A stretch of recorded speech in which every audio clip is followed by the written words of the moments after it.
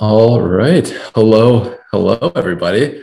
Welcome to today's webinar. I'm so excited to be here with y'all. Thank you all for showing up. Looks like a number of us are still starting to kind of trickle in, but why don't we get started a little bit early? Welcome to our webinar today. My name is Ross. I'm the content director here at LSATMax. As you can hopefully see on the screen, the road to 180 starts here. Very excited to have this office hour, this webinar today, where we'll be discussing scenarios in logic games. As we've subtitled this webinar, it's a more enlightened approach to logic games. Do you notice how we actually lightened the color of the word enlightened? Still meta, I know. Couldn't leave that uncommented on. Anyway, what we'll be addressing today are, in fact, scenarios. They are one of the most important and fundamental skills you want to develop on logic games. Scenarios can really unlock logic games to where you can finish all of the games, not only in time, with a limited amount of time you have to finish your section, but also accurately and with a lot of confidence. And we'll describe why scenarios are such an important factor to solving logic games quickly and accurately and confidently throughout the webinar today. Before we get to that, a couple things. First, who am I? I'm the content director at LSATMax. I've been teaching the LSAT for a very long time, probably longer than you would ever wish anyone to be dealing with the LSAT if you're deep into your study plan right now. But I love the LSAT, and most of all, I love helping students really master this test that, in my view, is very much a conquerable test. And no section on the LSAT is more conquerable for a larger proportion of test takers than the section we'll be talking about today, logic games. So I do all kinds of things with LSATMax, but one of my favorite things to do is host these webinars. They give me an opportunity to plan a mini lesson for all kinds of new people who just started their study plan, who maybe are in the middle of their study plan, or who haven't even started their study plan yet. And I think that these kinds of webinars are a great opportunity for you to really start your study process on the right foot, get some good information that you can all utilize to effectively conquer the LSAT. Now, these webinars, they always are more fun to me and more importantly to you when we are very active in that chat section. Hopefully you can all see in the Zoom webinar, there's a little button that says chat. And if you pull that up, you can see all kinds of comments that you guys are making. So I want this chat section to be engaged throughout this entire webinar. So let's kind of warm up, get a little bit of practice using this chat section right now. And we're going to warm up so much, we're gonna melt some ice, or at least break some ice. So we've got an icebreaker question for all of you to put into the chat section. So when you get a chance, please, in the chat section, change the recipient line where it says to, and then you see that little blue kind of box. Change that from panelists to all panelists and attendees. That way we'll all be able to see each other's comments in that chat section, and just write out where you're from, where you went to college and what you studied, or if you're still in college, where you're currently going to college and what you're currently studying. And since the topic of today is logic games really, let's share our favorite game. It could be a board game, it could be a video game, it could be a sport, it could be like tic-tac-toe. If you're a very simple person who loves games that usually end in a tie, totally up to you. We'd love to hear it. See a number of things coming through the pipeline right now. So we have got Austin represented by Monica. Hello, Monica. We got Ivy from Eagleville, Tennessee. We have Naisha from Charlotte and West Carolina University, working on health administration. What are your favorite games, everyone? We got Canada represented with Ryan. What's up, Ryan? Clea from Chicago. We got London, Canada in the house with Jessica. Welcome. New Orleans, JM. His favorite game is Phase 10. I'm not familiar with that. It sounds like maybe a video game. No idea. Got Frank from Riverside, Jay Chen from UCLA, some more Los Angeles, with Anna and Emily. Very cool. Hannah loves volleyball from Nova Scotia. Very cool. More Canada with Ontario, Danielle. Boston in the house. Card games, very popular, of course. All right. Well, thank you all for sharing. Now we got a little bit warmed up. Wow. We have so many messages right now. I couldn't even keep up with them. Thank you all for sharing. So we've warmed up. We've used that. We've used that chat section. We know how it works.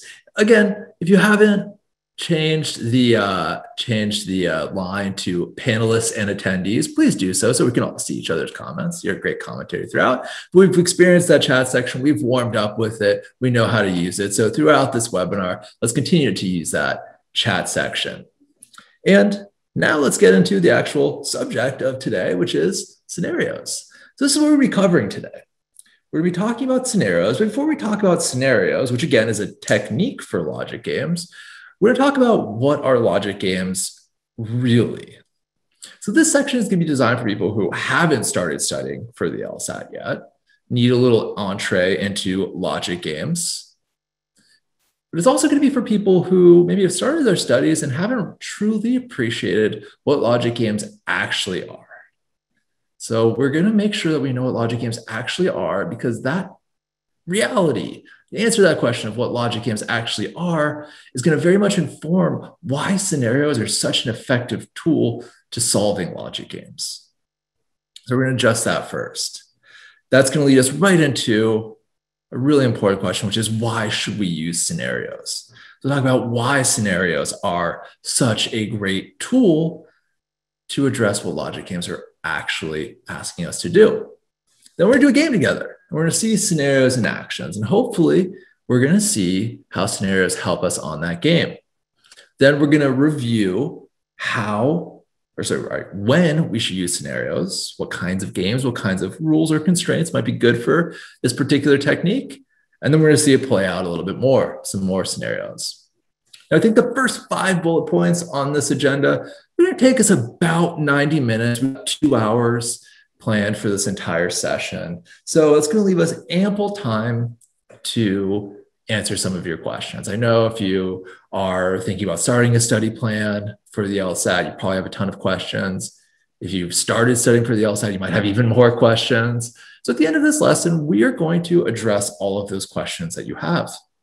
So please, with whatever questions you have, please write them out in the Q&A section of Zoom, not the chat section, because as we can see, there's so many chat comments. It's easy for questions to get lost, but it's really easy to see all the questions that you write out in that Q&A section. So please write out those questions that we'll address at the end of this webinar in the Q&A section. I'll get to them at the end, I promise. But let's get started with the topic of the day. First bullet point, what are logic games really? And the answer to this might surprise you, because this is a fact that tends to get somewhat obfuscated when people are studying for the LSAT. A lot of people ignore what logic games are really, or they don't fully appreciate what logic games are really, or they never learn what logic games are really. What logic games are math problems. Seriously. They are math problems. They found a way to sneak math into a test that we were all told would not have math on it. That's essentially what logic games are.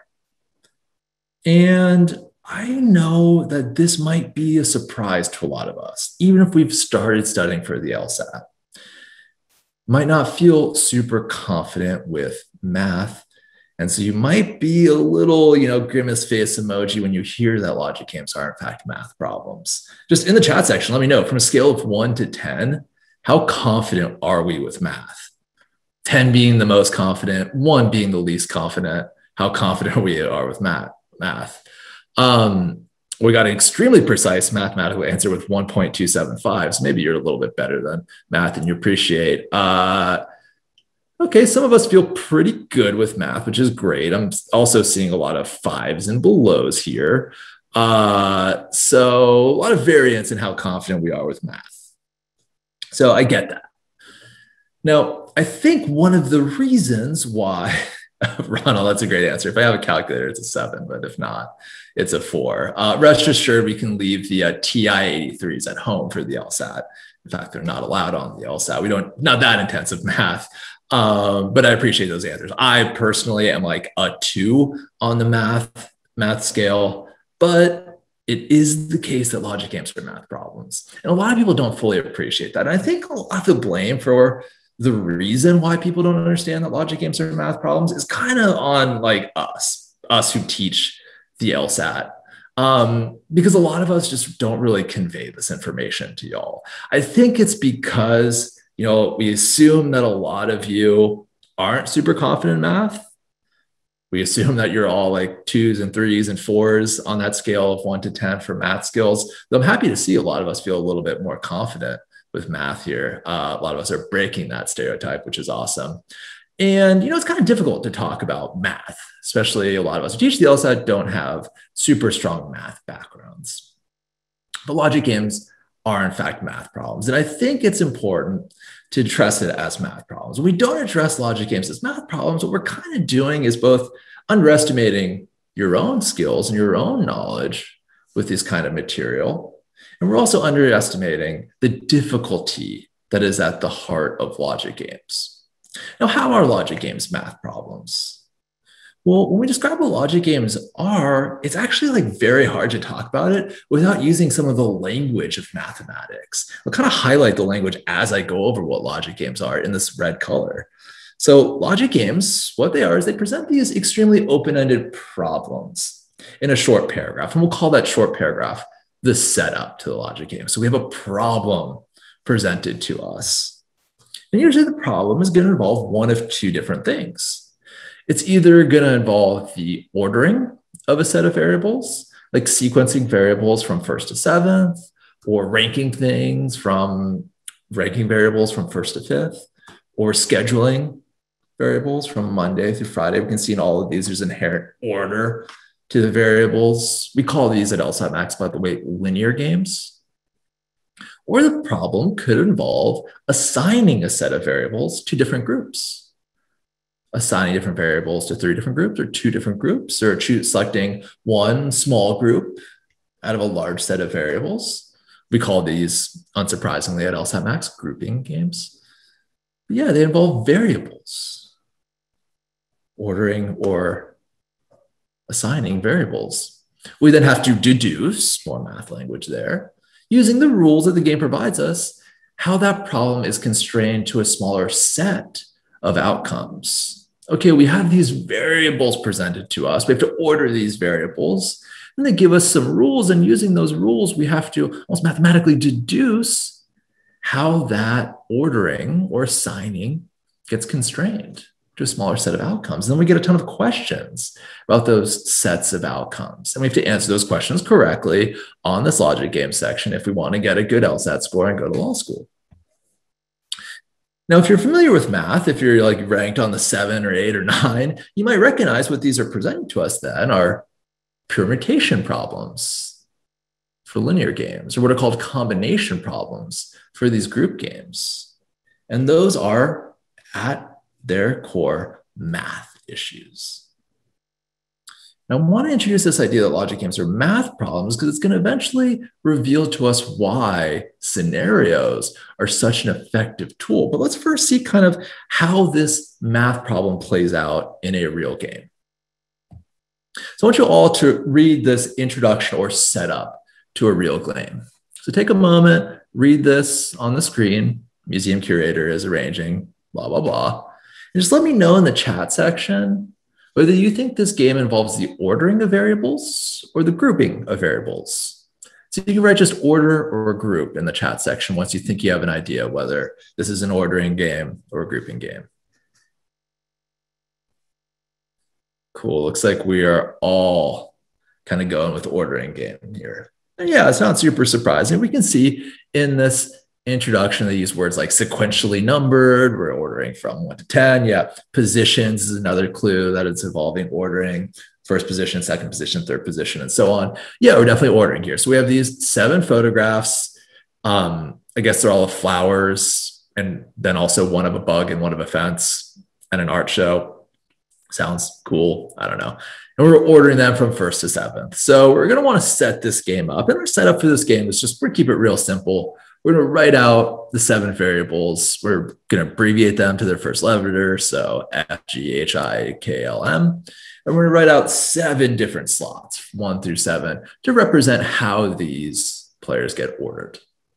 Now, where does the math come in? Well, let me just ask you right now.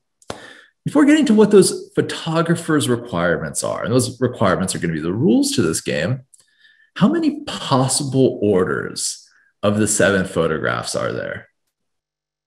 How many possible ways could this game play out at this point? Now, if you ranked yourself as an 8 or 9 in math, I expect you to get this correct. Does anyone know how many orders there are to our 7 variables ordered in 7 different positions? Now, it's going to be a lot more than 7. It's going to be fewer than 8,000, fortunately. More than 49. Yeah, this is where the math gets a little scary, right? Let's think about it. Well, to solve a problem like this, oh, looks like Medea got the formula. Lord Jason Howell got this. Yeah, if you think about it, the way you kind of figure this out is, okay, there are 7 possible players who could go in that first slot. So for that first slot alone, there's 7 possible outcomes: F, G, H, I, J, K, L, and M. Now, once we place that person in the first slot, then in the second slot, we have 6 remaining possible outcomes. The 6 remaining, not counting the person who got placed in that first slot. So for the first 2 slots, we just multiply 7 times 6. Those are the number of outcomes for those first 2 slots. Once we place the second slots, we're going to get 5 remaining options for the third slot, and then 4 for the fourth slot, then 3 for the fifth slot, then 2 for the last slot, and finally 1 for that last slot. If we multiply all of those out, we're left with 5,040 possible orders of those 7 photographs. So that is a lot of possible outcomes to keep in mind to do the game. Now, fortunately, the game's never just going to do this. They're never just going to leave things that open-ended, where there's 5,040 possible outcomes. Because really, the point of games are to ask you questions about those games, and they can't really ask us any questions about this game yet. Like, they can't ask us what must be true, right? Like, what must be true in this game? Like, I don't know, nothing. There's 5,040 outcomes. Can they ask us what could be true? Well, basically anything could be true with 5,040 outcomes. Okay. So there's a lot of outcomes in this game right now. Let's just add one requirement, one small requirement to this game. Let's add the requirement that hibiscus must be somewhere before Katie did. Now, if that, which we can represent just like this, H dash K, H is before K. Now, if this one small requirement added, how many different outcomes are there?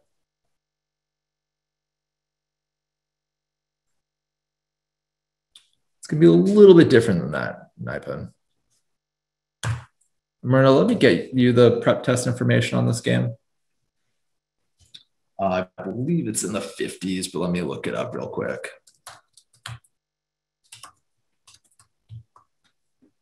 It's from prep test 59. It's the second game. So how many options are there now that we've added this one simple requirement? Well, if you think about it, there are only 6 options now for that first slot, because K can't go there, right? K can't go in that first slot because it has to go after H. So now there's 6 options for that first slot. But what happens with that second slot now gets conditional. It's conditioned on who goes in that first slot. Because if, let's say our friend H goes in this first slot,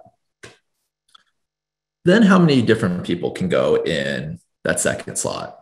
How many different options will we have in that second slot if H goes in the first slot? We'd have 6, yeah. Basically anyone. F, G, I, K, L, or M. Anyone could go there. What would happen if F went in that first slot? How many players could go in that second slot if it wasn't H? Yeah, then that's absolutely right, Luke. If F was there, or really anyone who wasn't H, then there'd only be 5 options for that second slot. So we can see who goes in that second slot is going to be conditional on who goes in that first slot. So basically we have 5 different people, F, but also G, I, L, and M, who could go in that first slot and produce 5 outcomes for that second slot. And then we have 1 person who's going to produce 6 outcomes for that second slot. Another way of putting that is, if H isn't first, we have 5 times 5 outcomes for the first 2 slots. But if H is first, we have 1 times 6 outcomes for that first slot. Adding those 2 together, we have 31 outcomes for that first 2 slots. We can keep going with this kind of conditional math. We could say, okay, now that we're looking at the third slot, how many different permutations are there if H is 1 or 2? And how many different permutations are there if H isn't 1 or 2? But, not really the point of today's webinar. We'll kind of like yada, yada, a bunch of that scary, boring math. But the end result is going to be the total number of orders, or permutations as they're called, with this one simple rule added, is now 2,520. That one simple rule cut the number of possible orders down in half. What do you guys think? Do you think the game is easier or harder now that the game has cut the permutations from 5,040 to 2,520? It's harder or easier now that there are fewer possible outcomes? I think it's got to be easier, right? There's fewer outcomes. There's less things that are possible. Yeah, easier, but still difficult. Agree with that. When we say easier or harder on the LSAT, it is definitely relative. It's never quite easy on the LSAT. But this one rule, I think, makes the game ultimately a little bit easier. Because now it's not the case that everything could be true. Now we're constrained with the fewer possible outcomes. So one simple rule restricted the number of outcomes by half. Now, once more rules come, there become more restrictions in our setup. Enough for us to start getting asked questions about the limited possible number of outcomes or permutations. And a general principle that's true of games is the more limited the number of outcomes that we can figure out, the fewer permutations or possible outcomes that are possible, the easier the game will become. Think about it. If you knew that the order was just 1, the order could only be F, G, H, I, K, L, M. That was the one order. That game would be super easy, right? But most games are going to have more orders than that, more possible outcomes or permutations than that. The rules are going to get us part of the way there to limiting the number of outcomes. But even with the rules, we're still often left with hundreds or even sometimes thousands of possible permutations. So even with the rules, the game can still be very much difficult. And that just is a problem for games. It's going to be really, really hard to get through games quickly and accurately with hundreds upon hundreds, sometimes thousands of possible outcomes. That's too much to keep in mind, too many possibilities to test and figure out. So what can we do? What is left for us to reduce the possible permutations and thus make the games easier? And given some of our comfort with math, I think that also begs the question, does that involve more math? And fortunately, no.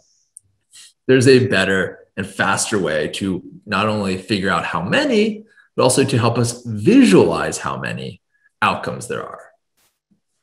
And that is the subject of today. That is scenarios. And that is what I want us to understand right now. Scenarios are a mechanism that make the game easier for us. They help us reduce the number of possible outcomes. And they also help us visualize what those outcomes are going to look like. And that is what makes the games easier. And once that game is easier, you can answer the questions more quickly and accurately and confidently, resulting in very good scores for you. So why should you use scenarios? For that exact reason.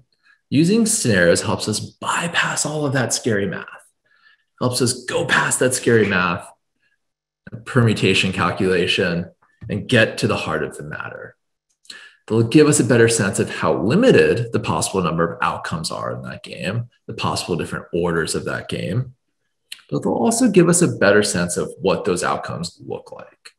And at that point, once they start asking us questions about the game, we're going to know what the possible outcomes are and what they look like, allowing us to answer any of the questions easily and quickly. And that is seriously going to help us.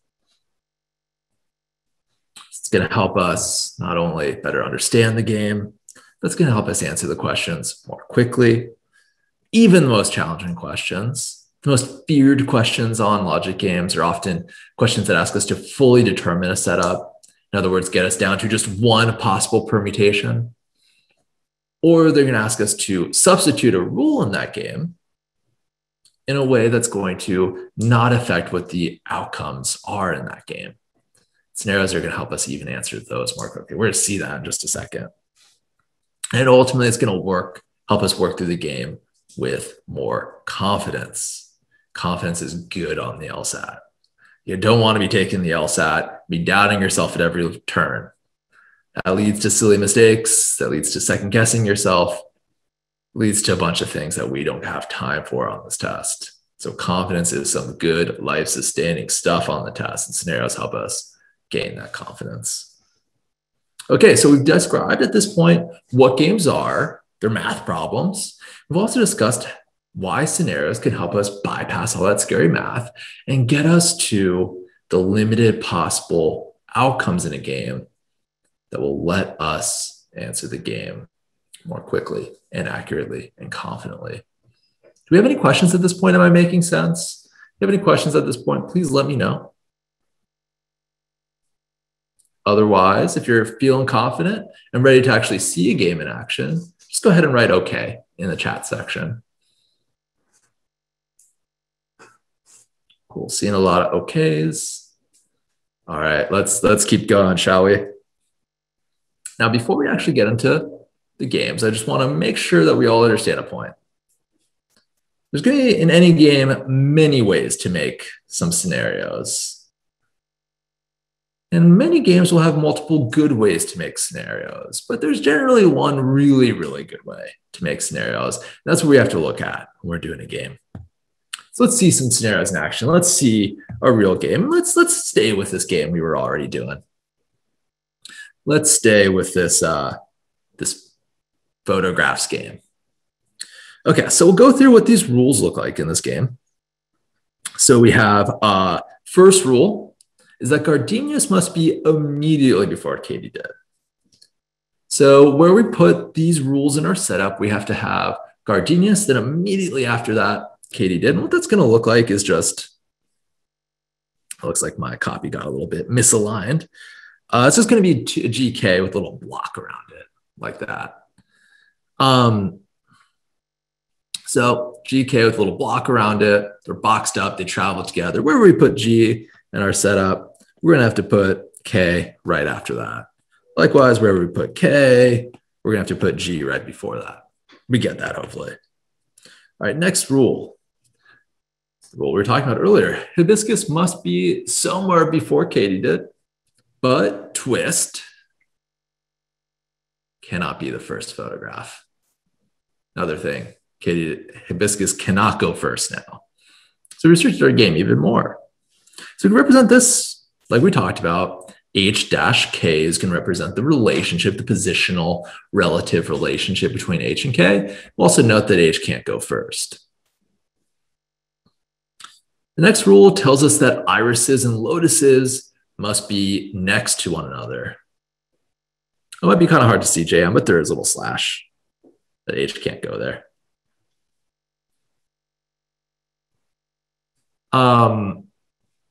irises and lotuses must be next to one another.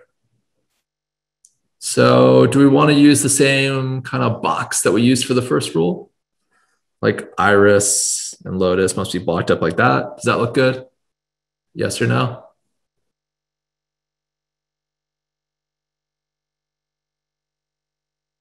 Yeah, I like AJ's. Yeah, probably not. Because does it say that I has to go before L? Nope. Could be reversed. So we'll represent it like this, IL or LI. Or if you want to do like what some of you have kind of discussed, you put a little arrow reversing them or kind of a semicircle there to represent the fact that it could be reversed. Both are good ways to represent that rule. All right. First one, Magnolia must be one of the first three. That's pretty simple. Magnolia's got to be 1, 2, or 3. Then finally, fence has to be first or seventh. Fence has to be first or seventh. All right, so those are the rules in this game. There's at least one big time deduction we can make. 2 rules that we can combine here. Are there any players that show up in more than one rule in this game? And if so, which player? Good job. JM was on it the quickest, but a number of us got it as well. Yeah, K shows up in both rules 1 and rule 2. Well, if H has to go before K, but G has to go immediately before K, what we should do is link those 2 rules up. H not only has to go before K, but it's also going to have to go before G if G is going immediately before K. I want us to focus in on this relationship now. H has to be before that GK block. How many different places can we put that GK block in our setup? Just what is the number of possible places that we could put this GK block in our setup? 6? Can we put it in 1 and 2? Can we do that? No. So we can't do that because there's nowhere for H to go. H has to go before it. Okay, so we can't do that. Oops. What about 2 and 3? Can I put GK in 2 and 3?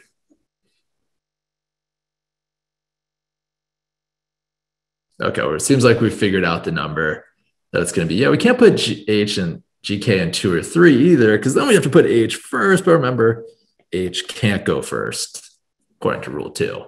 So that's not going to work either. So really, there's only 4 places we could put G and K. We can put it 3 and 4. We can put it 4 and 5. We can put it 5 and 6. And then finally, we can put it 6 and 7. And since this is going to be the only 4 places that we can move that GK block across our setup, that gives us a major constraint in this game. In other words, there's 4 versions of this game based on where we could put that GK block. And that is going to give us a great opportunity to make what are known as scenarios. So I'm going to pull up versions of these scenarios right now. Are you all able to see the scenarios on the left side of the screen?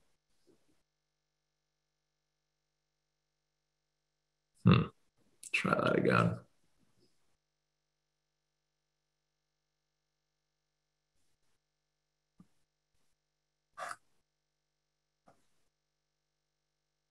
What about now? Are we able to see it now?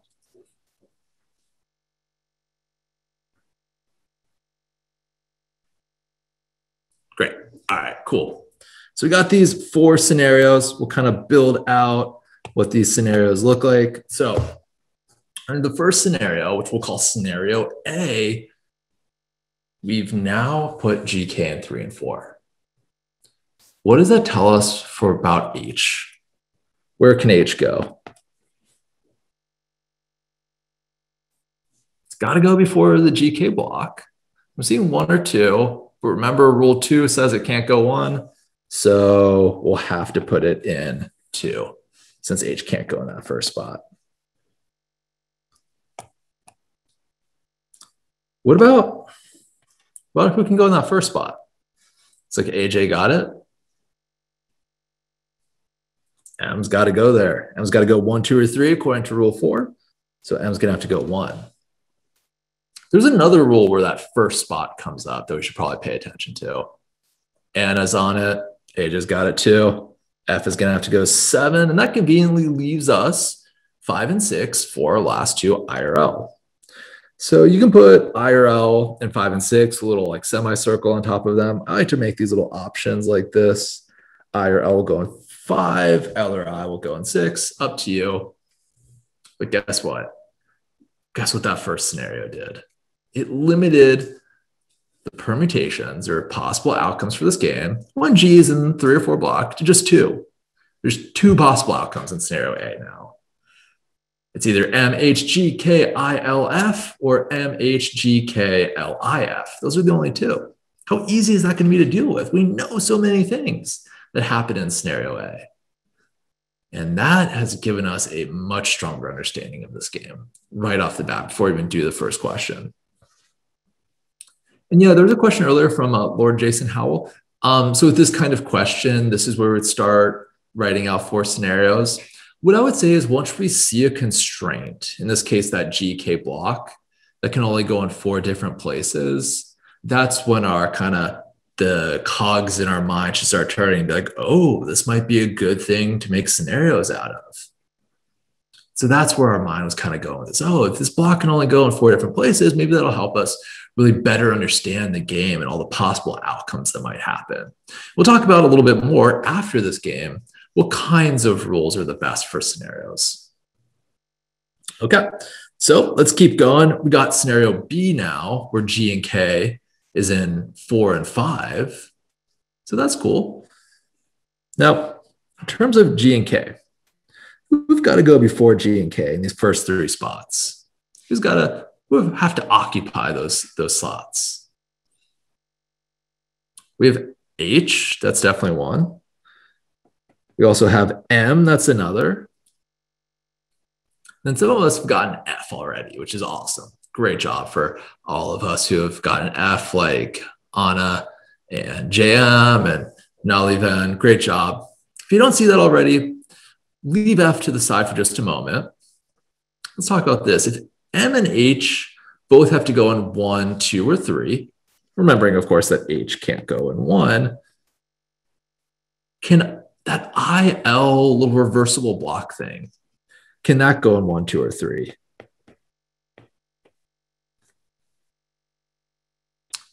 I and L can't go in 1, 2, or 3. There's not enough room if M and H are already hanging out there. So where do I and L have to go?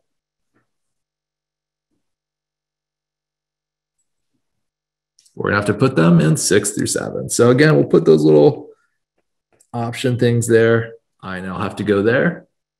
And then, of course, now that 7 is occupied by either L or I, that means F has to go 1. Good job. Now, M and H are kind of left for the 2 and 3 spots. They can go in either order, so we'll make some more kind of options there. Kind of reverse what we don't need, erase what we don't need, so it's not too crowded. And again, scenario B, down to just 4 permutations. Does M have to go in 3? If you can show me a rule that would indicate that M has to go in 3, I'll put M in 3, but I'm not seeing that rule personally. Just because it worked out in that order in scenario 1 doesn't mean it has to work out that scenario in scenario B. And that's because, remember, it went M and H in scenario A because H can't go in 1. Scenario B, H isn't going in 1, so it can go in 2 or 3. And M could go in 2 or 3 for that matter. No worries. That's why we double check the rules, right? That's why we double check our work. All right. Moving on to scenario C, things are going to get a little bit less limited. In scenario A, we only have 2 possible permutations. In scenario B, we have 4 possible permutations. In scenario C, we're going to have a few more, but there are some deductions we can make. With C, let's kind of go through some players. I and L. So let's actually look at slots. We'll look at the 7th slot. Which players cannot go in the 7th slot? Which players are not allowed? Okay, we have I and L that are not allowed. That's a good thing to notice, Janet. M can't go there because M has to go in 1, 2, or 3. And H, as many of us are noting. H can't go there either because it has to go before the GK block. Well, if I, L, M, H, G, and K can't go there, who has to go there? Very good, Allison. Very good, Jessica. F has to go there. Cool. You're able to make that deduction at least. There's a few more restrictions we can make. Who's not allowed to go in that 4th slot? Who can't go here? M, very good. M, as we know, has to go in 1, 2, or 3. So we'll make that little restriction.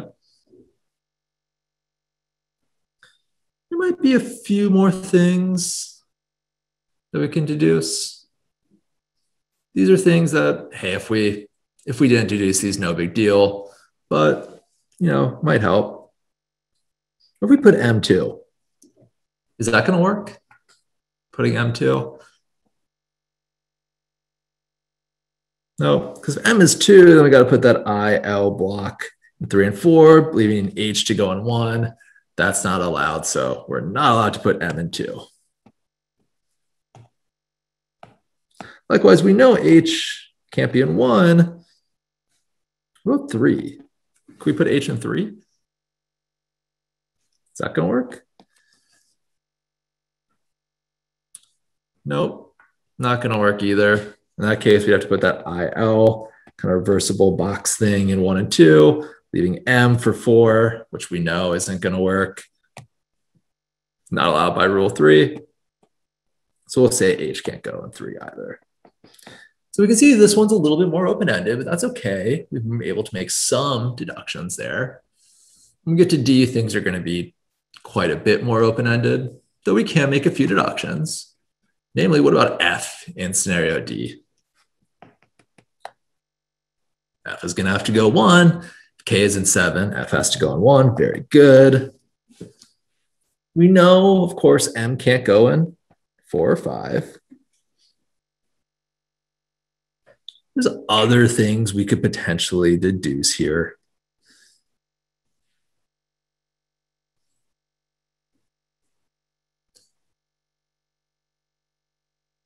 But I think we can leave it like this. I think we're ready for the questions. We've limited our permutations enough to be able to answer the questions a little bit more effectively. So let's work through these. Let's work through some of these questions. All right, first question is, if irises is immediately before gardenias, which one of the following could be true? This question is ask us about one possible set of outcomes in which irises is immediately before gardenias. Fortunately, we have a bunch of work through our scenarios that can help us fast track this. So for question number 7, in which scenario or scenarios are we allowed to put irises before gardenias? Very good, Allison. Very good, Ethan and Nathan and Isaiah, Frank and JM and Anna. Oh, very good, very good. 3rd and 4th scenarios, C and D. So let's go ahead and try those out. We'll put I in 4, since that's before gardenias, in C. We'll put I in 5, since that's before gardenias, in D. What else do we know about irises or I? What rule do we have about irises or I? L has to go before it in this case. Can't go after it because G is there. So L is going to have to go before it. So we can put L in 3 and 4 for this scenario. Cool. All right, let's focus in on C now. Who has to go in 1 for C?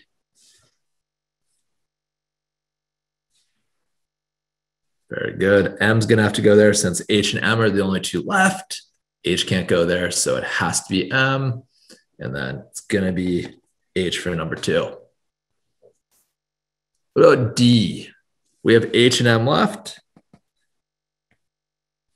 They can kind of go in either order in 2 or 3. Either way, H is going to be before that GK block. Either way, M is going to be 1, 2, or 3. So you can put little options right there. So this asks us for something that could be true, a possibility. What about A? Can Gardenius go 4th? No, that would be in scenario B. We know this isn't going to work in scenario B. A is done quickly. What about B? Can hibiscus go 4th? Is that going to work in either C or D now? Nope. 4th is either I or L. C, Iris is 3rd. No, Iris is 4th or 5th. D, lotus is 2nd. No, lotus is 3rd or 4th. It's going to be E. Magnolia is 3rd, which is allowed in, scenario D. So look what we did there. I want us all to reflect on that. We had our possible outcomes so limited by our scenarios that we were able to see exactly the only 2 possible places irises could go if irises is immediately before gardenias.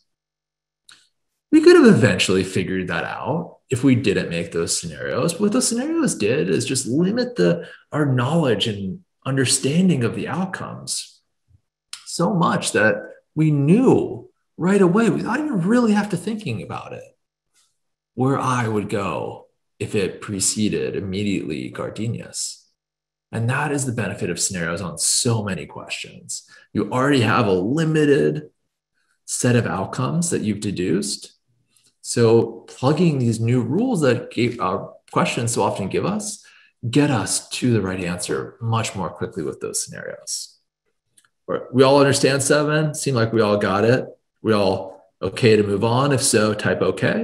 If you have any questions, go ahead and ask them now. Okay, we're good. I'm going to erase our work from that last question and go on to the next one. Now, where each photograph is hung is fully determined if which one of the following is true. So these are questions that in a very overt way asked us about one possible outcome, one possible permutation.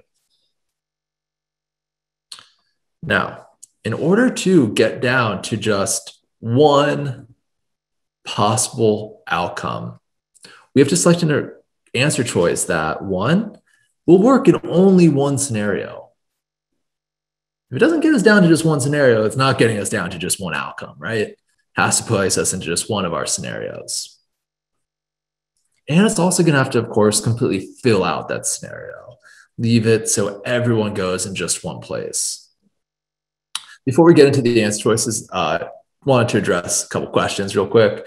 Should we redraw the scenarios for each question or sketch over the same drawing and erase? I would recommend actually writing out a new scenario for each question that you get, just because we kind of want to preserve these original scenarios. For the sake of time, I decided not to do that and just erased. That's, of course, a lot easier to erase on a whiteboard, on an iPad, than it is on an actual piece of paper. So for your actual test, you would write up a new setup. That would be my recommendation, Luke. In terms of how I came up with that, happy to answer that question, Daryl, but not sure what that is referring to in this case. So if you want to elaborate on that question, happy to answer that. All right, let's go through question 8 right now. So again, in order to fully determine our setup, the answer has to work in only one scenario and fill out that scenario. So let's start by looking at A. Does A work in only one scenario? Yes or no? Gardenius is 4th. Is there only one scenario in which Gardenius can go 4th?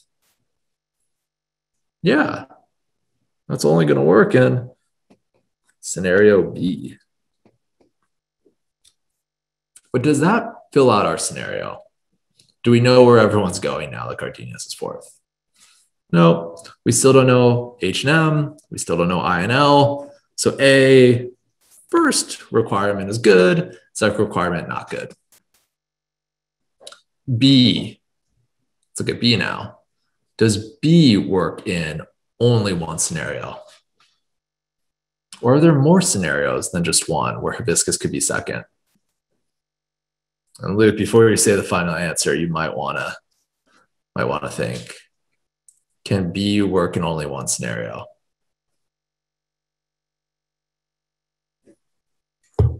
Hey, that's part of it. That's the learning process. Yeah, B can work in a number of scenarios.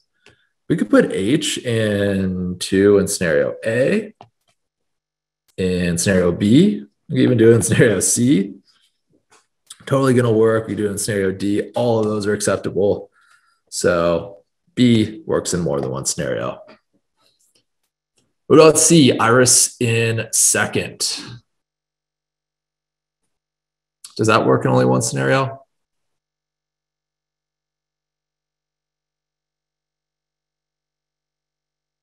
It might look like Iris could go in more than one scenario. Actually, is the case that Iris can't go second and D, because then L is going to have to go in 3, and then where can M go? So it is actually true. I should have written those restrictions earlier. I and L can't go in 2 in scenario D. So it's only the case that I can go in 2 in scenario C. Does that completely fill out our scenario? Let me ask you this. Do we know where L goes now? Nope. As a number of us are saying, we don't know where L goes. It can go 1, it can go 3. Either of those would be fine. So C works in only one scenario, but does not fill out that scenario. Very good. All right. So we're coming up on only a few left. It's either going to be D or E. Lotus is first. Can Lotus go first in only one scenario? Yep. That is scenario C. Lotus can only go first in scenario C. Does it fill out the scenario completely? We could test it out. It seems like some of us have already maybe tested it out and figured it out, but we can also just look at E, right? We can look at E and see if E works in more than one scenario, then we can eliminate E and just go with E. We can just go with D. So let's look at E now. Can E work in only one scenario?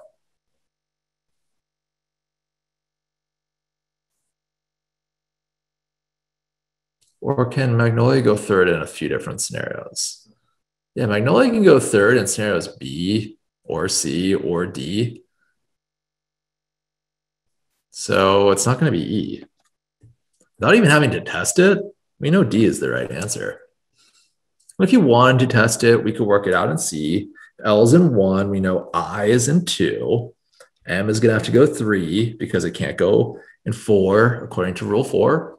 And that leaves H to go in that 4 spot. That leaves us with one possible permutation.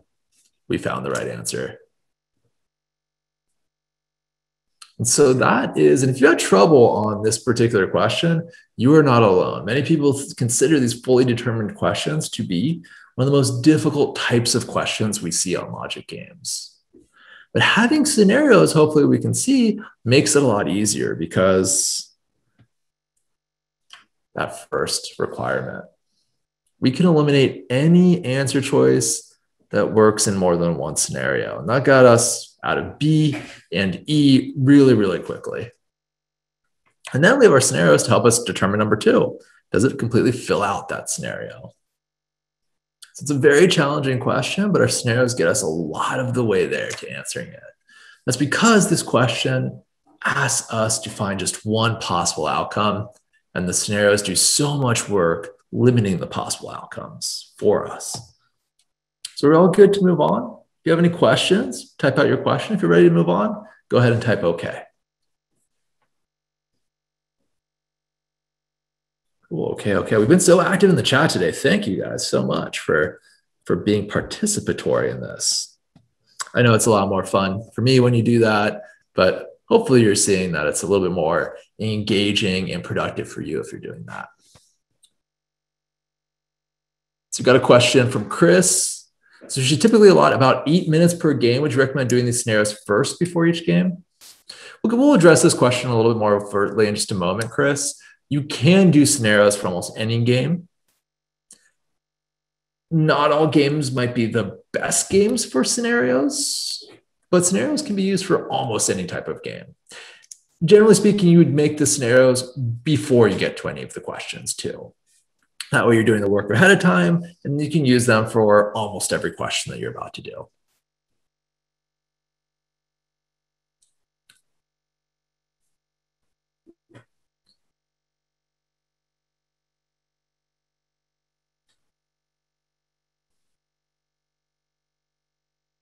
All right, hopefully you're staying safe out there, Danielle, with tornado weather. If a list first question of C would be there any way to help us? Jim, I'm not sure I completely follow that question. If you want to rephrase it, or if you want to, at the end of the session, come online and actually, I can unmute you and vocalize it during the Q&A portion. Happy to do that as well. All right, we got one more question in this game, so let's get to it.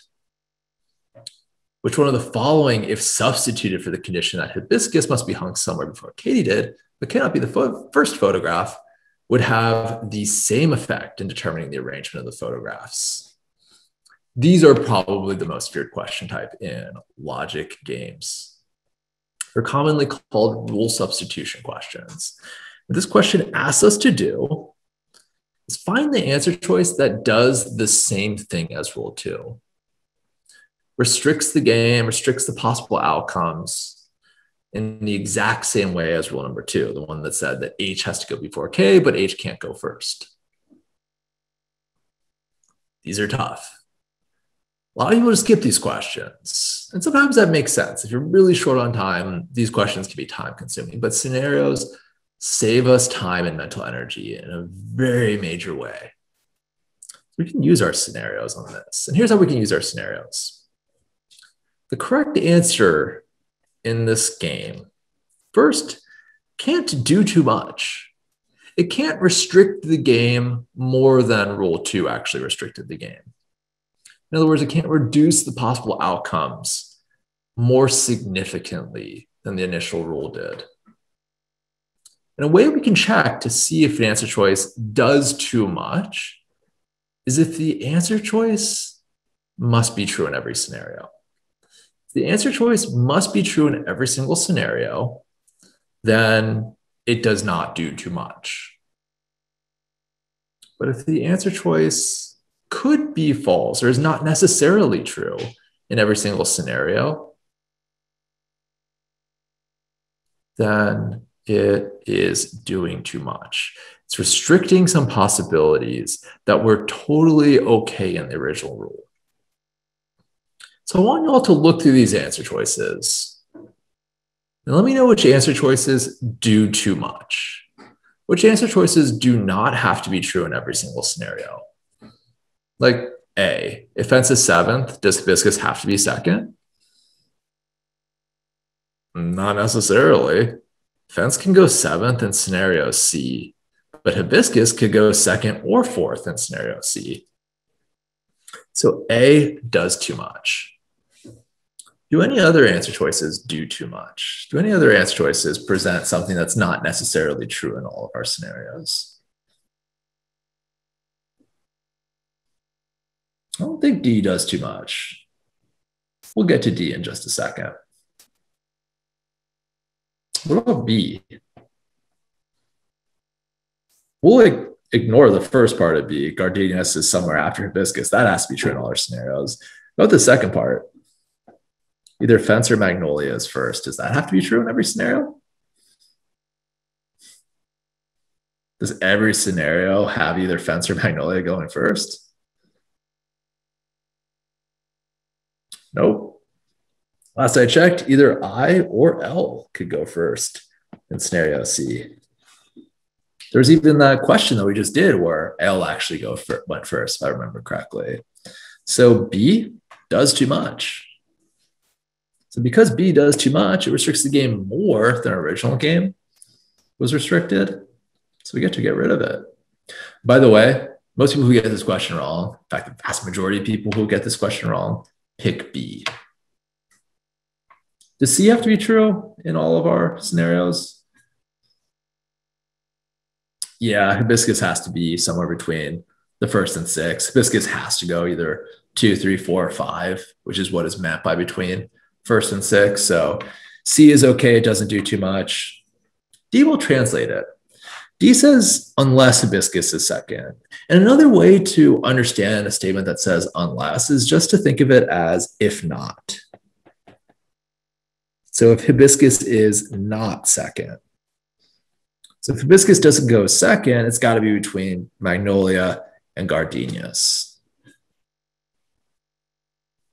So basically, if hibiscus is not second, then it goes magnolia, hibiscus, gardenias. Does that have to be true? Well, if hibiscus is not second, well, that doesn't count in scenario A because that's where one where hibiscus is second. Scenario B, if hibiscus is not second, it's third. Magnolia is second, in which case it's between magnolia and gardenias. So it's okay there. Hibiscus is not second in scenario C. Hibiscus is going to have to be fourth. And we know magnolia has to go somewhere 1, 2, or 3. So yeah, it's going to be between magnolia and gardenias.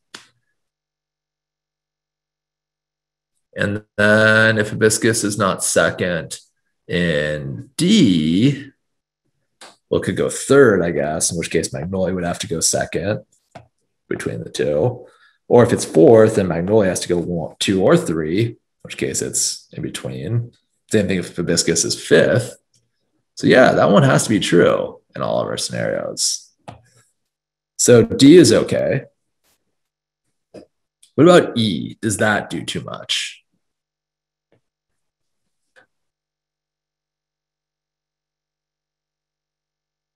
Does E have to be true in all of our scenarios?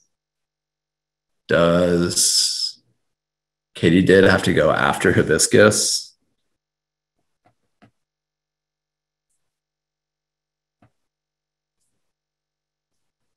And hibiscus is somewhere after fence?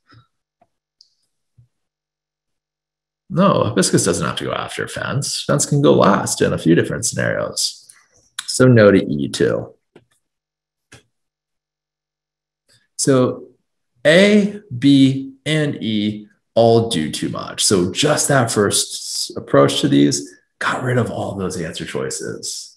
At this point, you could just guess C or E. You would have reduced your chance, or really increased your chance of getting it right to 50%. But we can also check for the second thing. Does the answer do too little? And if the answer always does too little, that means it doesn't restrict the game in the same way that the original rule did. And that's why C is going to be wrong here. Yes, hibiscus being 2, 3, 4, or 5 needs to be true in every single scenario that we have. But that's not going to necessarily put hibiscus in front of katydid. If just D is true, and its original rule isn't true, well, we could put hibiscus fifth and katydid fourth. That'd be perfectly fine. And I know this is probably a pretty confusing question to some of us. If we just started studying the LSAT, it would be very ambitious to do right off the bat. But I just wanted to introduce this idea to you that these scary questions, and this is a scary version of an already scary question type, these very scary questions can be made significantly more manageable with scenarios. And that's something to think about as you're studying for the LSAT. Scenarios are something to work towards because they're going to eventually help you answer even these very, very difficult, ambitious seeming questions.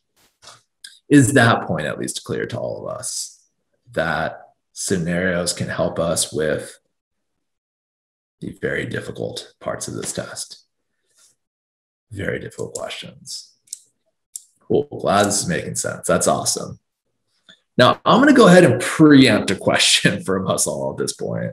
So I know a lot of us are probably thinking it. If you don't want to say it, maybe I haven't checked the questions section, the Q&A section.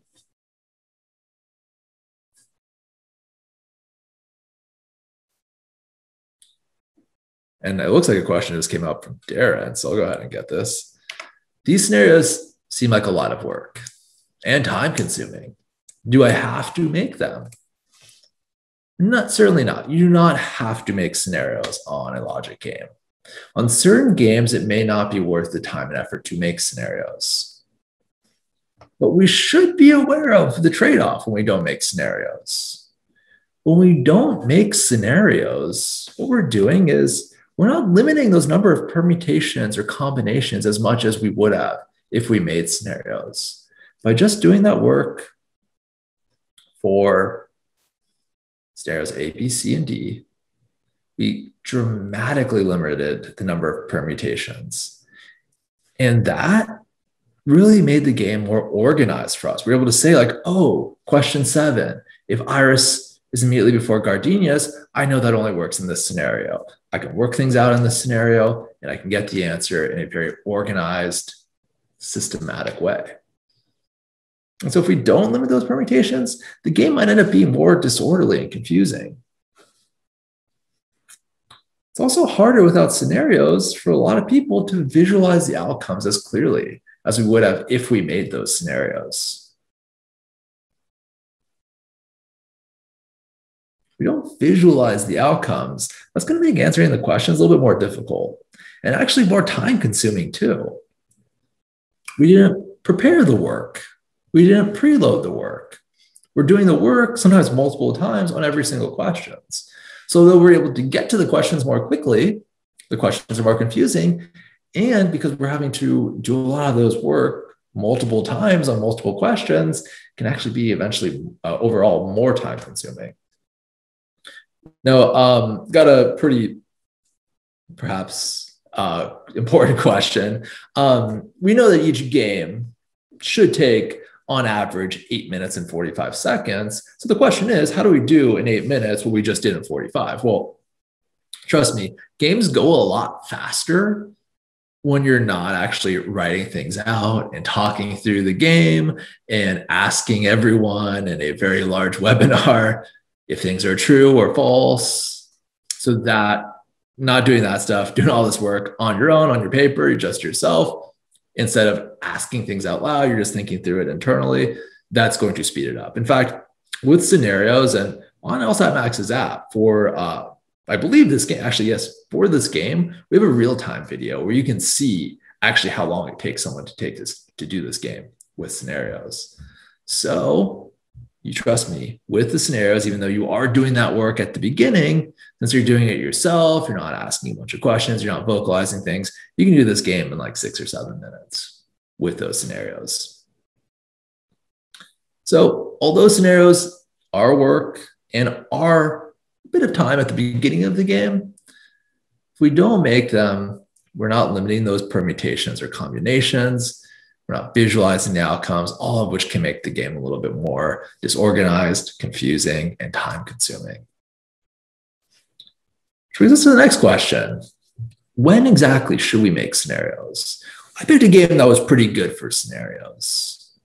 But is what we did on this game going to be true for every single game that we do? Can we make scenarios in every single game that we do? We may be surprised.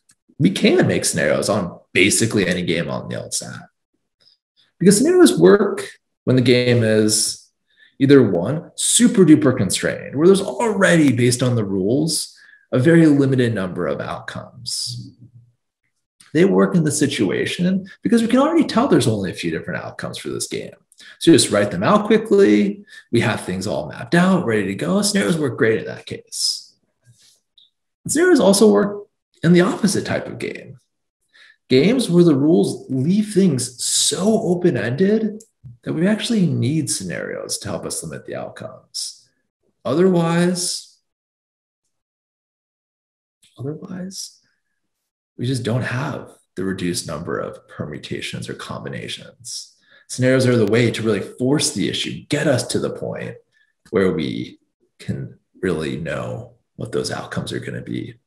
And we'll do a game that fits the second model in just a moment. But we basically can use scenarios on any game.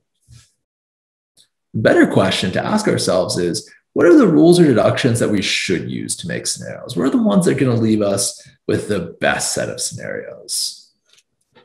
I want us to think about a couple different things. We're thinking about what rules are going to be the best for scenarios. First thing I want us to think about is constraint.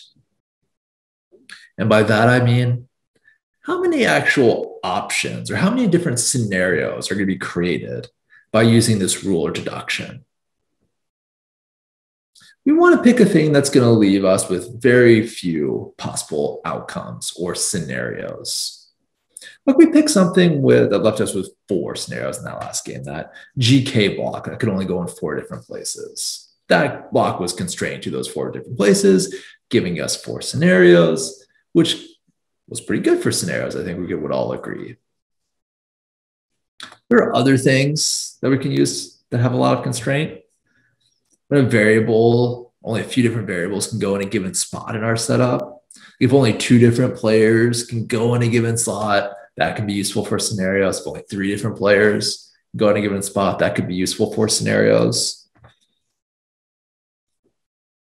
Another thing is an either or rule. This can be something that's very useful for scenarios. Either this happens or this happens, but not both.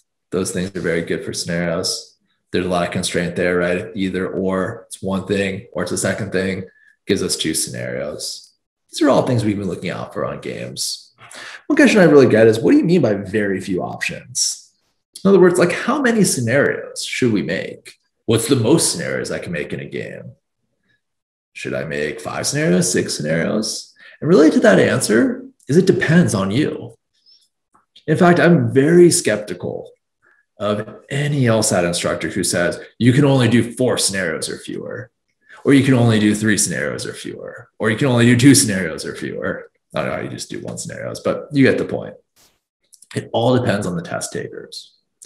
For instance, myself, when I'm doing games, I work pretty quickly. Like I write out the setups pretty quickly. I've done a lot of games, so I can make deductions fairly quickly. I also have like some weird anxiety where like I really need to feel in control of the game. I really need to just feel like I have a strong understanding of the game before I get to the questions. So I'm perfectly happy, given those, to do 5 or sometimes even 6 scenarios. Now I prefer to do like 4 or 3 or 2 scenarios, but I'm perfectly willing to make 5 or 6 scenarios in a given game. Other people, they maybe don't work quite as quickly and they don't have that weird hang up that I have about needing to feel in control of a game, whatever that means. They're fine with things being a little bit more open-ended in the questions. And so they choose to do only like 2 or 3 scenarios. And guess what? We both do well on games. We both finish all the games. We both get all the questions right. It really just depends on the test taker. So that's something you really want to figure out as you're studying. Now, I would try to get to a point by test day that you're comfortable making at least 3 scenarios, because there are many, many games that, trust me, are a lot faster and easier with 3 scenarios.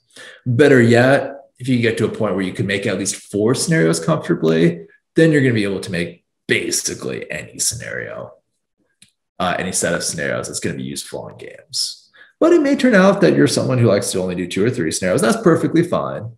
You may end up being someone like me who loves scenarios, who's willing to do 5 or 6, and that works for you.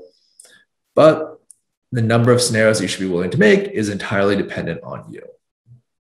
Now, it's very rare that 5 or 6 scenarios are going to be very useful. Those are the exceptions. But you do want to be comfortable making at least 3, hopefully, ideally, 4 scenarios. So that's the first thing we're going to look for, constraint. A rule that has constraint. And the constraint is going to depend on whatever we're comfortable with. Does that need to be constrained to 3 positions, 4 positions, whatever it might be? The second thing we want to look for is influence. And that just means the rule or deduction should affect other variables or places in our setup. The real reason that GK block works so well was not only that it was constrained to 4 positions, but that it influenced so many other variables. It influenced H, it influenced F, it influenced M. All those variables were very influenced by that GK block. And knowing when a rule or a constraint is going to have influence is something that you're going to get a better feel for as you get more practice doing LSAT logic games. So as you do more games, you'll get more feel for what rules or deductions have that influence that really makes scenarios pay off. And because practice is so important, we'll get practice with another game in just a moment. Before we move on, I see that there's a question. Now that the LSAT is computer-based versus paper-based, do you think it's more difficult to draft scenarios looking up and down at the screen? Do you have enough scratch paper? Yeah, so you get 5 sheets of scratch paper, more than enough. You can use basically one side of each scratch paper for a game. You're still left with, since you have 4 games, 6 sides of your scratch paper to do reading comp and logical reasoning. That's going to be more than enough. So yeah, certainly we'll have enough scratch paper. Is it more difficult to look at your paper and then look at the screen? Well, yes, that makes things slightly more difficult. You're looking at 2 different things. So based on the fact that that is a little bit more difficult, you do want to get practice using scratch paper as you practice games during the course of your LSAT studies. However, trust me, I am who took the old version of the LSAT, where you were doing everything in a test booklet. And then I've taken the digital LSAT too. And anyone who has taken both, I promise you, anyone who has taken both will prefer the digital version to the paper and pencil version. Yes, it's a little bit hard to look at 2 different things, but you know it was really hard on that old paper and pencil version. It was really hard to do all your work in the limited space that they gave you. That was not fun. You had to write small. You had to conserve space. That made it pretty difficult to make 5 or 6 scenarios if that was your want. So yes, it's a little bit harder to look at more than 2 things, but that's a trade-off I think anybody who's taken both versions would be willing to make. And that trade-off should absolutely in no way discourage you from making scenarios. All right, so as promised, let's do another game. Let's see some more scenarios in action. As I talked about before, in this game, we are going to see a game that is extremely open-ended. And scenarios will be a forcing mechanism for us that makes things a little bit more manageable. Take a look at this game. I want you to read the introduction to this game. We're on a field trip to the Museum of Natural History. So hopefully you have your little paper lunch and your permission slip signed by your parent or legal guardian, because we're going on this field trip. I want you to let me know after you've read this little setup whether this game involves ordering of variables or grouping of variables.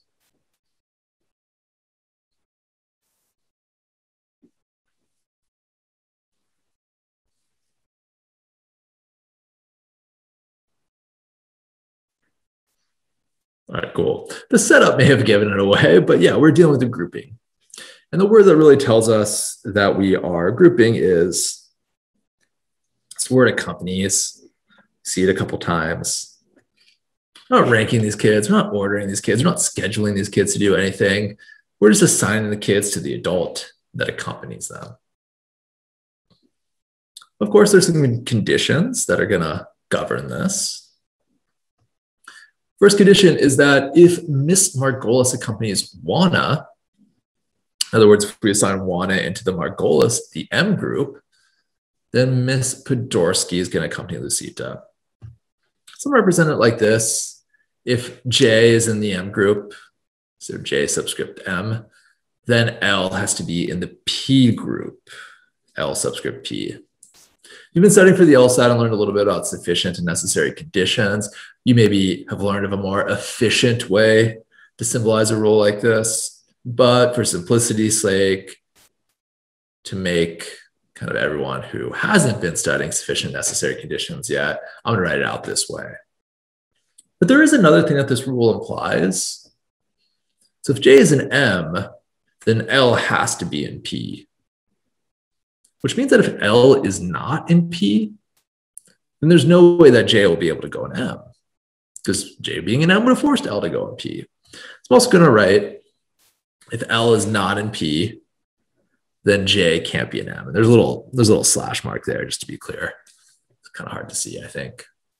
So if L is not in P, then J is not in M. All right, the next rule says if Kyle is not accompanied by Veronica, or sorry, if Kyle's not accompanied by Miss Margolis, then Veronica is accompanied by Mr. O'Connell. So these kind of rules that say, like, if this doesn't happen, then this has to happen. Like if I said, like, hey, if I flip a coin and it doesn't land heads, it's got to land tails. If I flip a coin and it doesn't land tails and it's got to land heads, what these rules are kind of telling us is either this happens or this happens. If I flip a coin and it doesn't land tails, it has to land heads. What I'm saying is when you flip a coin, either it lands heads or tails. So essentially what the second rule is saying is that either K's got to be an M or V has got to be an O. Okay. Rule 3, either Miss Margolis or Mr. O'Connell accompanies Ton. Let's write that out simply. Either Ton is an M or Ton is an O, TM or TO. And finally, a long one. Juana is not accompanied by the same adult as Kyle, nor is Lucita accompanied by the same adult as Slim, nor is Ton accompanied by the same adult as Veronica. Basically, there's some anger here between some of these kids. They can't go together. We got to split them up. So we'll just write that out. J can't be with K, L can't be with S, and T can't be with V. All right. So in the last game, I asked you, hey, are there any ways that we can combine rules, any deductions that we're seeing here? And many of you were able to get that H had to be before that GK block. What about here? Are we seeing any obvious deductions, any obvious constraints? Or do things feel a little bit more open-ended in this game? Do things feel like, I don't know, there's a lot of opportunities. There's a lot of different possible combinations of our players into groups. Yeah, I agree, Janet. Things feel very much open here. It's more open-ended. Feels like there's a lot of possibilities. Like the one, thing we can do, I think, is say, like, okay, I guess Tom can't go into Podorski. It's about all I can figure out. And believe it or not, when things are this open-ended,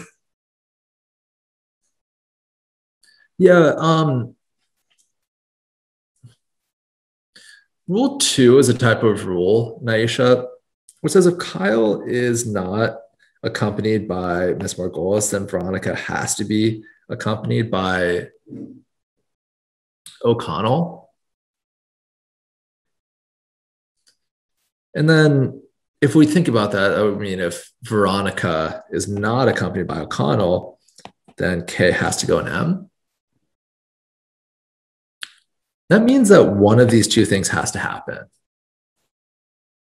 Like, okay, if K is not in M, we got to put V in O. If we didn't put V in O, then we'd be forced to put K in M. So no matter what we try to do, one of those two things, at least one of those two things, is going to happen. The example I gave is if you flip a coin and it doesn't land heads, then it has to land tails. If you flip a coin and doesn't land tails, it has to land heads. I mean, what this is really saying, right, is if you flip a coin, it's got to land either heads or tails. That's why I wrote it out this way. Got to have one of these two options here. Cool. All right. So we said that things are feeling a bit more open in this game. And those are going to be opportunities to make scenarios as well. Because basically there's so many permutations, or I guess in this case, because we're grouping combinations that are possible, that it's going to be hard to answer some questions. And I told you, I personally like to feel in control of games. I think that's a good place for you to try to get to in games as well, because it's going to mean that you're answering the questions more quickly and confidently. So we just want to pick something in this game that has those two qualities. Remember, we're looking for number one, constraint, and two, influence. So I'm wondering, rules 1, 2, 3, or 4. Which ones do you think might have constraint and influence that would make them good rules to base our scenarios off of?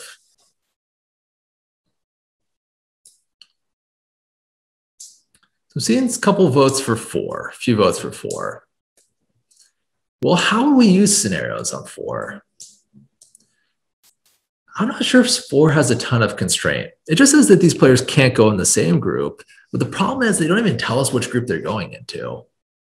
There's not a lot of constraint. Like we could put J and M, but then K could either go in O or P. We could put also J and O, in which case K could go in M or P. We could put J and P, in which case we could put K in M or O. So you see that we don't have a ton of constraint there. There's a lot of different possibilities that just the first part of Rule 4 allows. I'm going to say Rule 4 doesn't have constraint. A lot of votes for 1. Popular to use what we call conditional rules. If J is in M, then L is in P. In this game, you could kind of do it, and it would work reasonably well. But these rules generally do not have a ton of influence. That's because the constraint of Rule 1 is going to be, on the one scenario, we have J and M. And the second scenario, we don't have J and M. Those are the two possibilities that Rule 1 presents.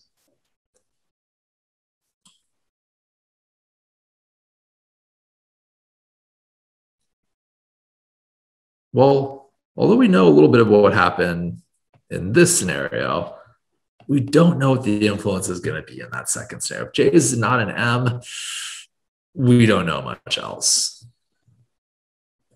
I think for rules, the rules that have both constraint and influence, I think those of us that said 2 and those of us that said 3 are starting to think about this in the right way.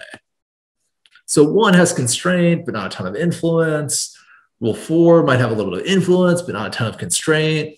Rules 2 and 3 are going to be the ones that have both constraint, because both of those present just 2 options, or the case in 2, like 3 options. So they have constraint, and they also might influence some other players, because we do know a little bit about what happens with T. T can't go with V, for instance. We also know a little bit about what might happen with K or V and placing them in M and O, respectively. K can't be with J. V can't be with T. So we could use either one of those to make scenarios. I personally am going to go with 2 because it's going to deal with more players. I think we might be able to make some more deductions, but if you want with 3, that's perfectly acceptable in this game. So let's kind of map out these scenarios, see what happens. Whoops.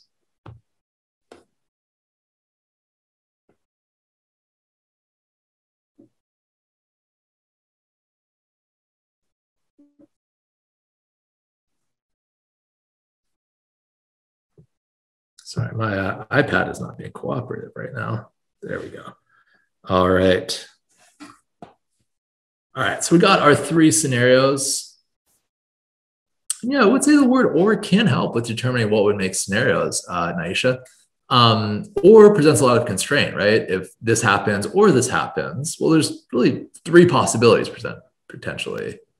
If K or V, if K has to be an M or V has to be an O, there's really 3 options. Either K is an M and V is not an O, or V is an O and K is not an M, or K is an M and V is an O. That's what we have mapped out with the 3 scenarios right now. First scenario with A, K is an M, V is not an O. Second scenario with B, K is not an M, but V is an O. And in scenario C, we have K and M and V and O. Those are going to be the 3 scenarios I'm going to use in this game. But like I said, if you want to use Rule 3, you could do that as well. Now, although in this game, we won't limit our possibilities quite to the extent that we did in the previous game, we'll see how the scenarios help a little bit. All right, scenario A, we have some rules about K. Who can't go in M if K is there? Who is not allowed to go in M with K there? J, very good. So we'll say that in this game, this scenario, J is not allowed in M. And don't get confused, just because J is not in M doesn't mean that L can't go in P. You know, if J was in M, then L has to go in P. But L can still go in P even if J is not in M. But we do know that J can't go in M in this game. So we're able to figure that out at least. Still a lot of possibilities, but they have been constrained somewhat by that rule. What about in scenario B? Who is not allowed to go in O if V is there?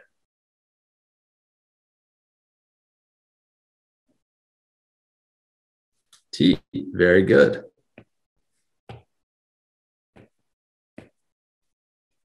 And if T can't go in P because of rule 3, and if T can't go in O because of rule 4, where does T go in scenario B?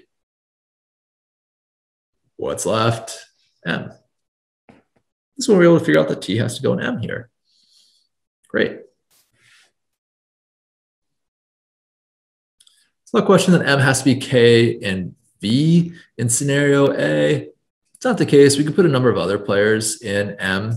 In this case, perfectly acceptable. Even if J can't go there, V could go there, T could go there, L could potentially go there. A lot of different players who can go in that. Even S can go there. A lot of different players can go in that. All right, moving our attention down to scenario C. Again, if V is in O, T can't go there, which means, again, that T has to go in M. So in this scenario, we have both K and T filling out that M group entirely. Who do we have left amongst our players? We replaced K, T, and V. So we have left to place J, we have L, and we have S. Amongst J, L, and S, are there any of those, are there two of those three players who are not allowed to go into the same group?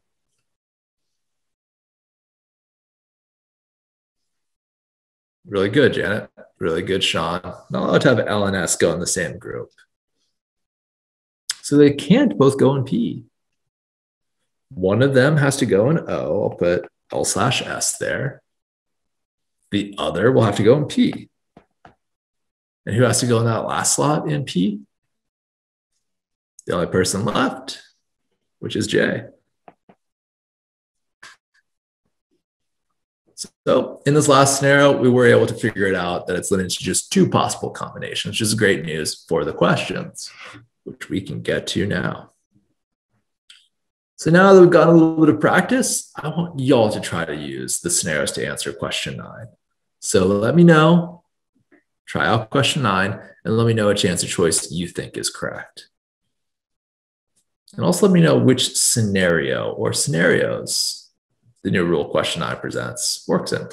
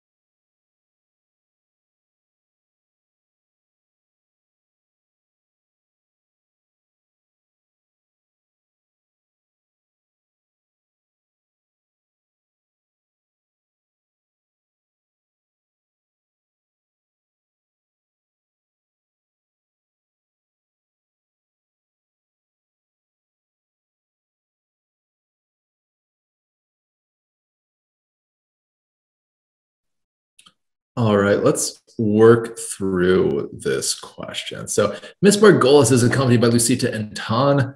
That is only going to work in scenario B. We don't have room in scenario A for Lucita and Tan since Kyle is already there. So that's not going to work. Same for scenario C. We know it's Kyle and Tan. So we got to work this out in scenario B. So we have Lucita and Tan and Margolis. We already know that Veronica is in O'Connell. And that leaves us 3 players left, J, K, and S. So we have J, K, and S, just like we had J, L, and S when we worked out scenario C. So we're left to just 3 players left like this to fill out 2 different groups, spaces in 2 groups. We have to check if there's any players who can't go with one another. Among J, K, and S, are there any players who are not allowed to go in the same group?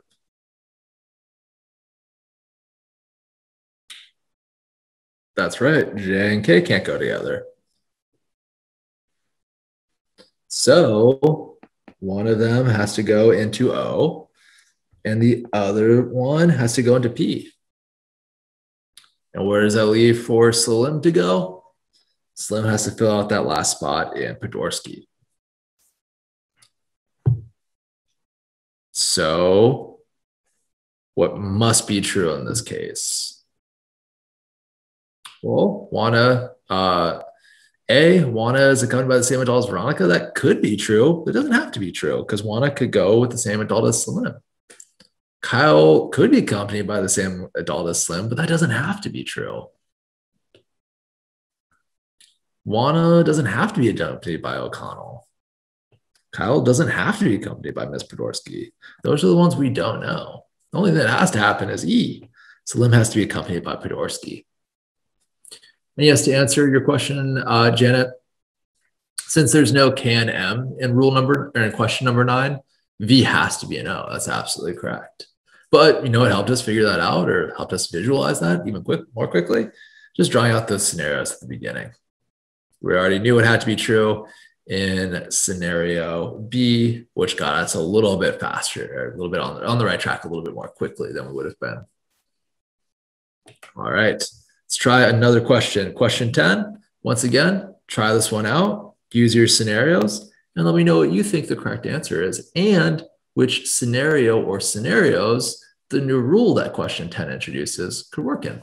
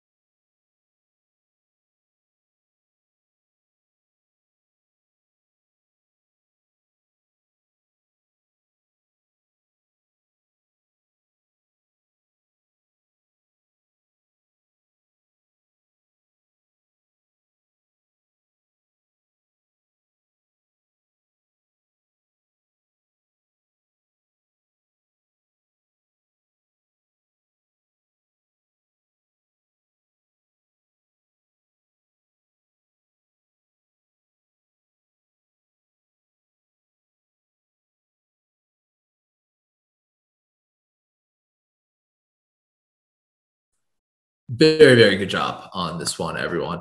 So if Miss Podorsky accompanies Juana and Veronica, then we need to be in scenario A. Because Veronica can't go into Podorsky in scenario B or C because Veronica is in O'Connell in both of those scenarios.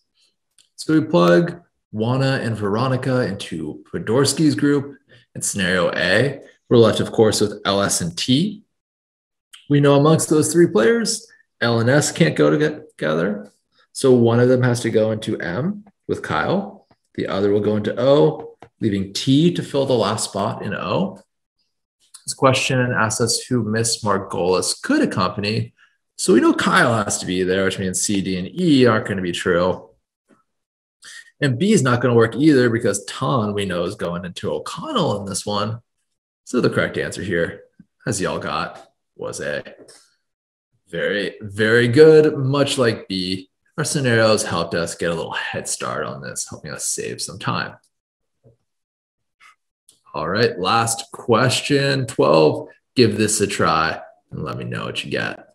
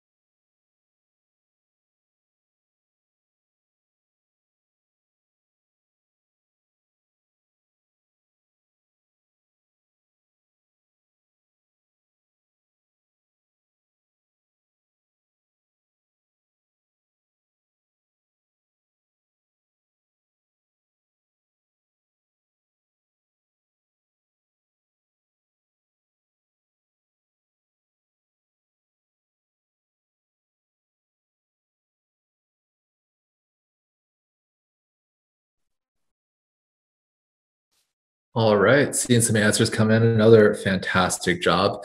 In this case, this question just asks us for a pair of children that Mr. O'Connell can't accompany. So two kids who cannot go in the O'Connell group. And we can use our scenarios to check each of these. So if we look at A, Juana and Lucita, well, it kind of looks like they can go into O'Connell in scenario A, right? We have Juana and O'Connell, Salim, Lucita, that'll give us Ton, and Margolis. I think we have like V and I guess L left to go into Pratorsky. They can go together, perfectly acceptable. So A totally works. Juana and Veronica for B, looks like they could kind of go together in B. Veronica and O, we would know that since K can't go in M, K is going in P. We have S and L left together. We can kind of put them in M and P. That would totally work. Once again, B is acceptable. What's not going to work is C. C says Kyle and Ton. We can see that's not going to work in scenario A because Kyle is in Margolis, so Kyle can't also go in O'Connell. That's not going to work in scenarios B or C because we have Ton already in Margolis, so Ton can't go into O'Connell in that case. C is going to be our winner. And hopefully those scenarios that we worked with on this helped you visualize why C presented a pair of children that Mr. O'Connell cannot accompany. And that's going to do it for our presentation today. So I hope we learned a little bit about scenarios. Now, trust me when I say that getting really, truly comfortable with scenarios is a process.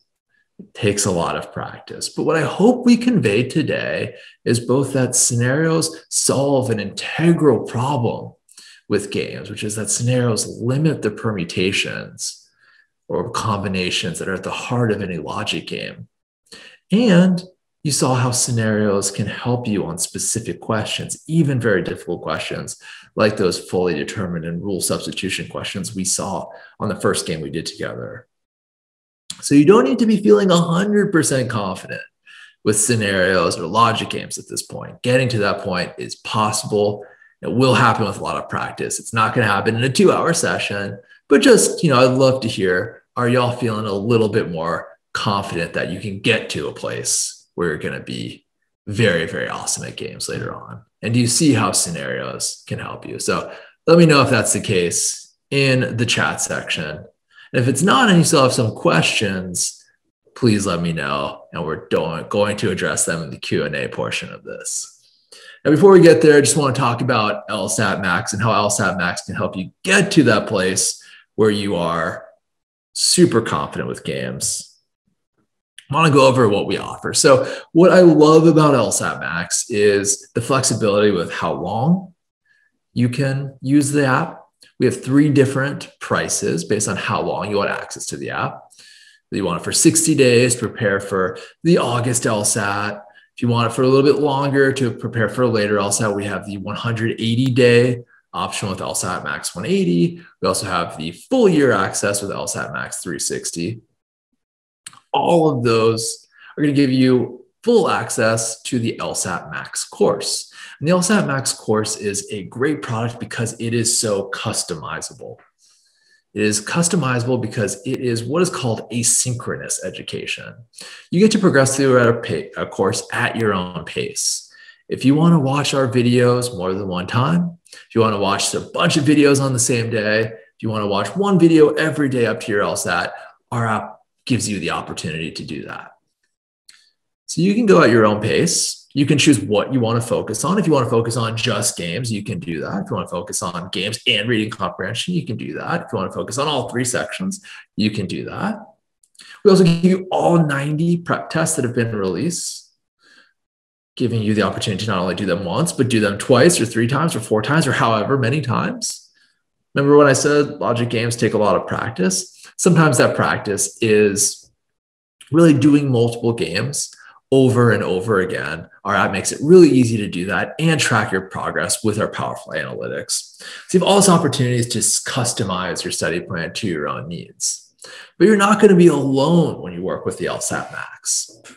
You have support.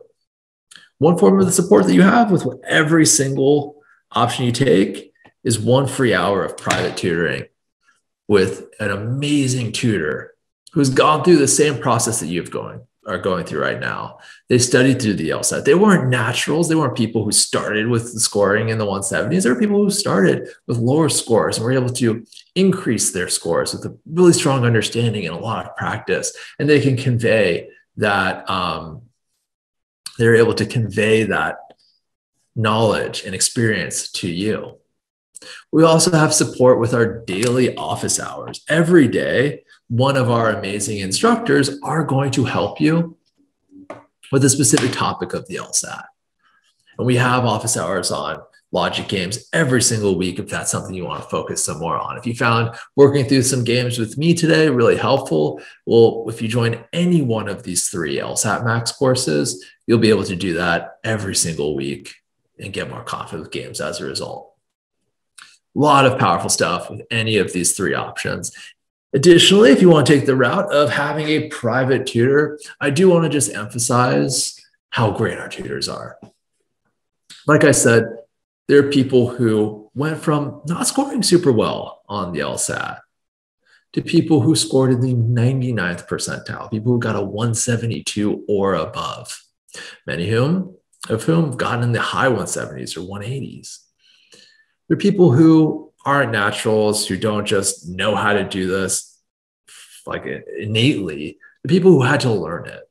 And because they had to learn how to do things like logic games, they knew the struggles that so many students face. And they developed techniques and exercises and study plans that help them get to a place where they're able to score in the 99th percentile on a real test. And that's something that you can really leverage to your advantage with a private tutor. Learn their techniques, learn their exercises, learn their study plans to help you get to that same place as well. If you want some more information on that, please make sure to visit testmaxprep.com/LSAT/tutoring. Now, I am going to answer some questions at this point. I do want to kind of leave up some of the testimonials from some of our past students so you can read those. If you didn't have any questions and are ready to leave at this point, I want to thank you so much for hanging out with us learning a bit about scenarios. I know I can get a little bit extra when I'm talking about scenarios, but apologize for that. I just love them so much. And I've seen them used successfully by so many test takers. I want to thank you for hanging out with us. And I want to wish you the best of luck on your study process. If you have any questions, we'll be here at TestMax and LSATMax. Enjoy the rest of your day. Happy studies. For those who want to stick around, hear their questions answered, I'm going to go to the Q&A section right now. Okay, so first question, Jackie Jordan asks, do you suggest writing out all possible scenarios for ordering games before reading the questions? Now, we talked about it a little bit previously about things we're looking for to determine when we should make scenarios, what kind of rules we should utilize for scenarios. But yes, if we see a rule or a constraint that's really good for scenarios, we're going to want to write out those possible scenarios before we look at the questions.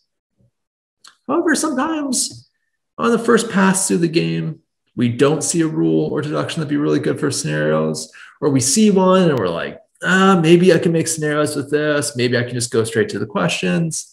And we do read some of the questions and we get to a place where we realize, oh, I don't know how to answer these questions. These questions are asking me for something that must be true or must be false, and I don't know the answer. In those situations, it can be helpful to actually go back and make the scenarios or look for something to make scenarios so you can answer those questions more quickly. Because in those situations, if you try to like brute force your way through it by checking all of the answer choices, you might end up taking more time than you would have taken if you just made the scenarios. So yes, generally we make the scenarios before the questions, but sometimes we get to the questions and we kind of have to backtrack, backpedal, and make some scenarios.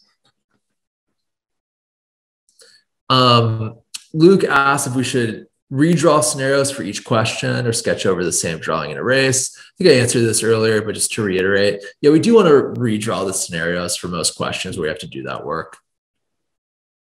We don't want to rely on erasing. Erasing can take time, or sometimes we can erase things that must be true in our scenarios, which isn't good because then we're not getting the benefits of scenarios. So we don't want to mess with our original setups too much. I was just doing that in this webinar to save a little bit of time and make it a little easier for y'all to see. But on test day, definitely want to make new scenarios. Nippon asks, typically how much time a question like this should take, or should a question like this take? I imagine you're talking about the rule substitution question. Those typically take a little bit longer than normal logic game questions. Most logic games questions you want to finish in about 30-ish seconds. Some can take as much as a minute. Those rule substitution questions can take a minute or a little bit longer than that. If you're in the 1 minute to 1 minute 30 range, you're okay. Anything past that, it might be worth just skipping those questions since they're all worth 1 point, and 2 minutes on 1 point is a lot of time to invest on the logic game section. I think Jenna answered that question in answering Luke's question earlier. If you have another question, please let me know. Ronald asks, how do you keep track of the rules of a question without getting lost when doing a scenario? What I like to do, and we talked about this, Ronald, was I actually write out a new scenario, write down everything that must be true in that scenario, all the things we figured out in that scenario, then add the rule of the question, and then look to the original rules to see what further deductions can be drawn. And that's a process I do for every single question. Write out the original scenario, including everything that must be true in that scenario, write out the rule of that question, and then make further deductions. And if you follow that process and practice it every single time, it will become like second nature to you. Marianne has a great question. What if we are not sure if our scenario is right? It's a great question, because what does that even mean for a scenario to be right? Well, scenario is going to be okay.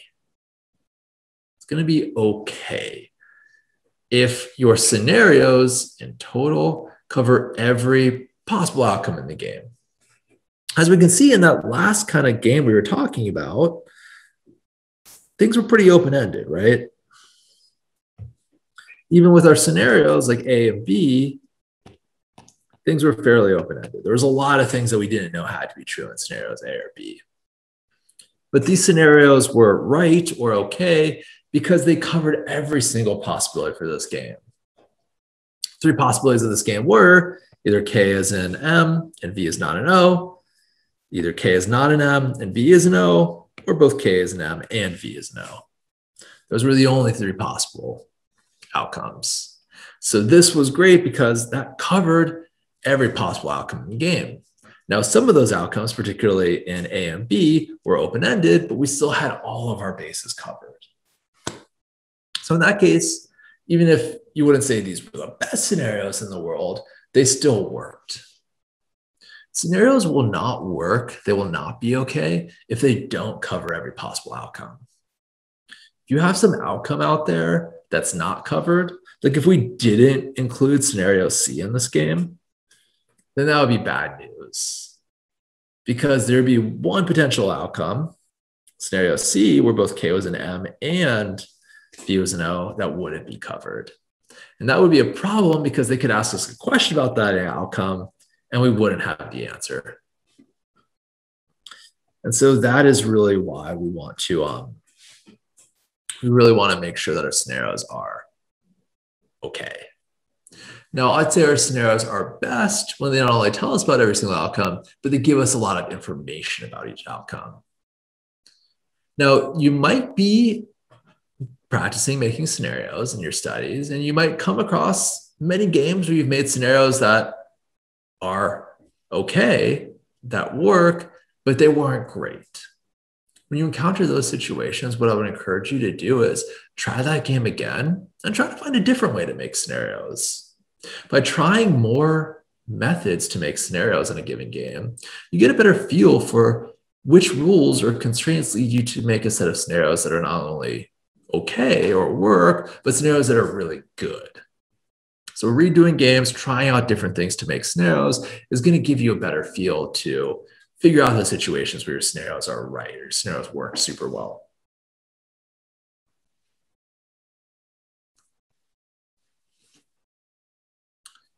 Samantha asks, is practicing on an iPad detrimental when you're, in the end, using paper and pen when writing scenarios? Appreciate any insight. Well, I don't think it's detrimental. I think it's totally okay to do most of your work when studying for the LSAT on an iPad. Hey, you're not going to get any arguments from me about conserving paper. Like, conserve paper, make that environmental choice, work on an iPad. However, because on test day, you're going to be working on scratch paper, when your test day nears, maybe a month before your test day, maybe 2 weeks before your test day, you're going to want to start practicing with scratch paper. You're definitely not going to want the first time you use scratch paper to be the real LSAT. So it's okay to work on the iPad for most of your studies, but once you get really close to your test date, whether you decide that's 2 weeks before the test date or a month before the test date, you should switch to using scratch paper. Looks like we answered all of the questions. Hopefully you got all of your questions answered. Again, well, thank you all for hanging out today, learning about scenarios.